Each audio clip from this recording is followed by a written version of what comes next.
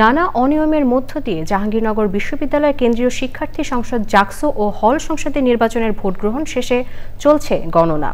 Vote গ্রহণ ও গণনার সবশেষ খবর জানাতে সেখানে আছেন জান্নাতুল বাকিয়া কেকা। আমরা সরাসরি যাচ্ছি তার কাছে। কেকা, নির্বাচন নিয়ে জাহাঙ্গীরনগর বিশ্ববিদ্যালয়ের পরিস্থিতি এখন কেমন দেখছেন আমাদেরকে জানান।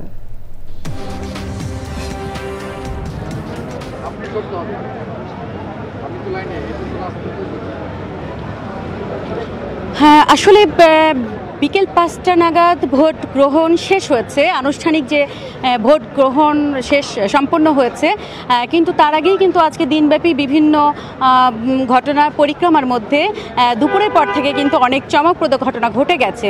৩৩ বছর পর জাহাঙ্গীরনগর বিশ্ববিদ্যালয়ের কেন্দ্রীয় ছাত্র সংসদ ও হল সংসদের নির্বাচন, এবং সকাল থেকে কিন্তু খুব অসাধারণ একটা আবেগ, অনুভূতি এবং শিক্ষার্থীদের স্বতঃস্ফূর্ততার মধ্য দিয়ে শুরু হয়েছিল সেই নির্বাচন, ভোট গ্রহণ।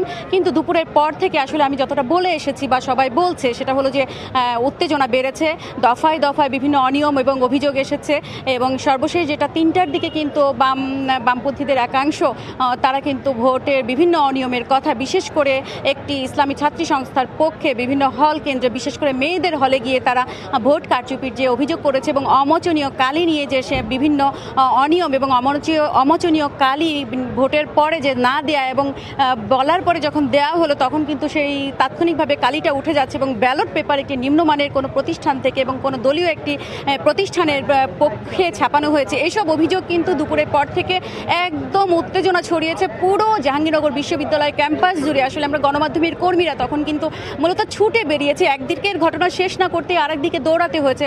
আপনি জানেন যে দুপুর 1টার দিকে কিন্তু ফজিলতুন্নেসা হলে ভোট কারচুপির অভিযোগে প্রথম একটি ক্যাওয়াজ শুরু হয়, এবং সেখানে কিন্তু 1 ঘন্টা ভোট গ্রহণ বন্ধ ছিল। এরপরই প্রক্টররা সেই ঘটনার সাথে কথা বলার সময় কিন্তু প্রক্টর বললেন যে তারা তাজউদ্দিন আহমেদ হলে যাচ্ছেন, সেখানে কিন্তু বেশ বড় রকমের একটা গোলযোগের কথাও শোনা যাচ্ছে। পরে যেয়ে দেখা গেল যে সেখানে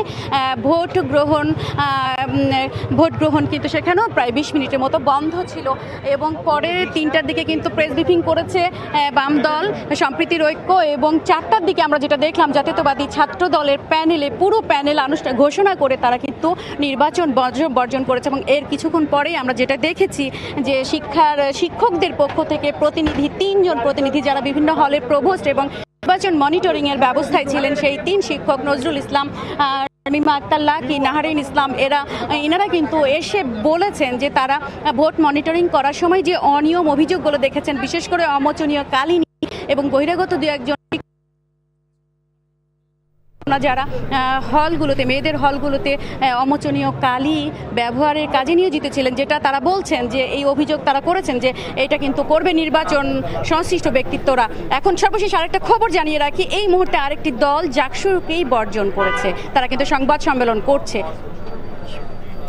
ধন্যবাদ কেকা আপনাকে জাহাঙ্গীরনগর বিশ্ববিদ্যালয় থেকে বর্তমান পরিস্থিতি আমাদেরকে জানাবার জন্য।